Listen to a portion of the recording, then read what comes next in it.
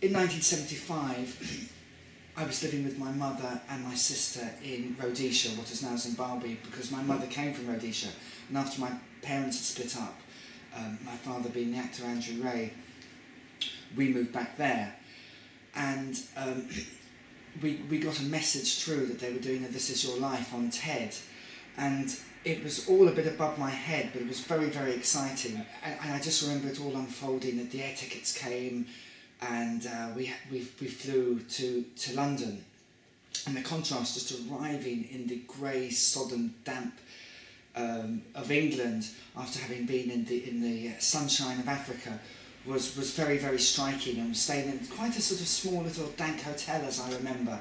But it was all very, very exciting coming over to London, and we also had to keep a low profile, that we weren't seen, although it was only a very slim chance. But I remember we did have to keep a low profile that we were here, so that Ted didn't get wind of the fact that we were over for This Is Your Life, which obviously he didn't know that there was a This Is Your Life being done about him.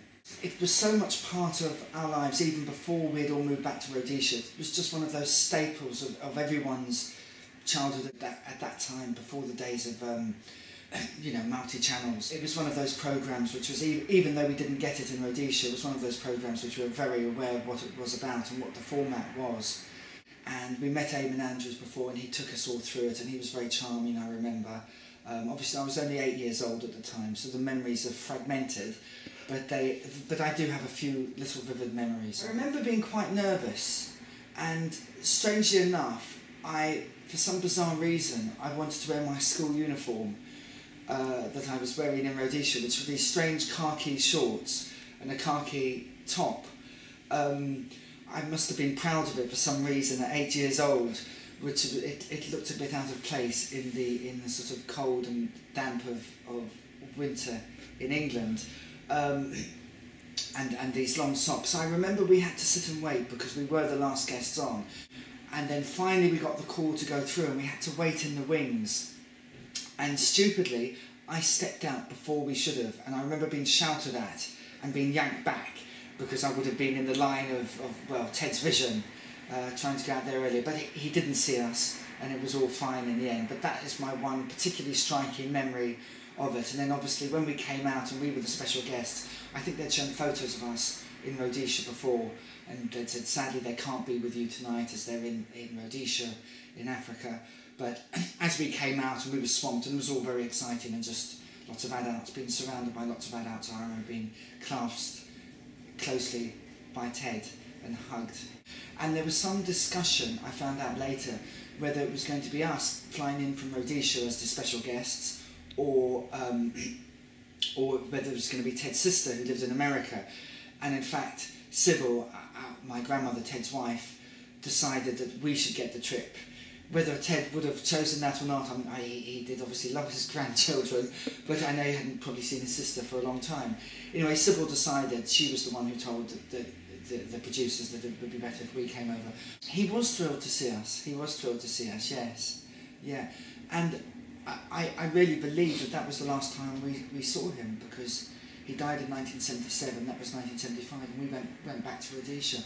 Obviously, being a child, one's memories aren't precise, but I do believe that was the last time we saw Ted. I know Diana Dawes was on it, and she was a very close friend. I do remember Diana being there. She was a close friend of both my father and of Ted separately. And I think Ben Lyon, the link was also that Ben Lyon was the one who cast my father in The Mudlark, which set him on the road to being an actor, and that was just purely by chance, because Ted had taken Robin, his oldest son, Robin Ray, to be cast as a casting for this role as the Mudlark, and he had to take Andrew along because he'd been ill and was off school, and Ben noticed him in the corner, even though he thought he was a bit young. He got the part, and it changed obviously the course of his life. You know, and obviously everyone was very warm and friendly, but your child taking it exactly, you're taking it all in.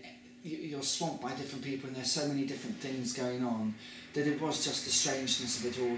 And you don't quite know your place. Well, you do know your place in the scheme of things, because you grow up knowing that Ted is famous for something, or people know Ted Ray's name, but you're not quite sure how. Obviously you're aware by 8 that he's a comedian, but you're but you can't quite get the context of everything. Yes, Ted was emotional. I do remember Ted being emotional, and my recollections, and also what I've been told of Ted, is that he was a very kind man, and